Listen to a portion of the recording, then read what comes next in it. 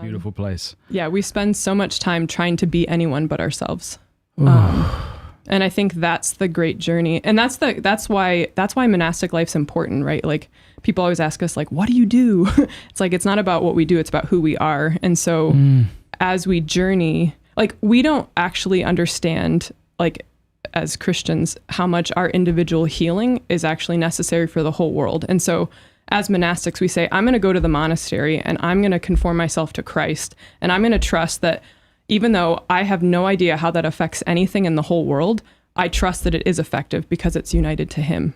And I'm going to persist in this very small little place and trust that the more that I allow him to make me who he created me to be, and I stop rejecting who he created me to be, that, like, that's actually the most effective thing I can do, even more than whatever job I could do, and to be a doctor and go all these places, you know, like, or to do all these different things, which those are all necessary, but, like, that's not what he called me to do. And if I reject what he called me to do, then I'm not pouring forth the grace that I could, because that's what I was created to do. I want to take another swipe at this. Why is it that we seek to be anyone other than ourselves?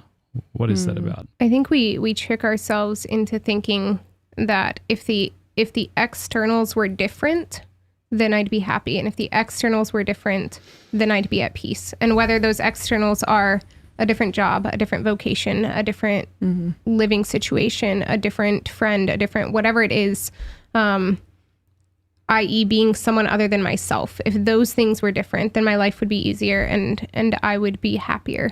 But really, I think that's just indicative of a lack of interior peace. You know, my favorite quote right now is by Saint Seraphim of Sarov. And there's like different variations of it, but something along the lines of acquire interior peace and thousands around you will be saved. And so it's not do the things, it's acquire interior peace and thousands around you will be saved. Like, what's happening inside of me, becoming more unified to the Lord.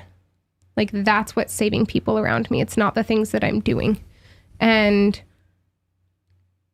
so that's why, like, it's not about the externals, right? Like, Father Walter Chiswick, who you're talking about, was like in camps for 15 years. Yeah. Yeah. And he acquired interior peace, you know?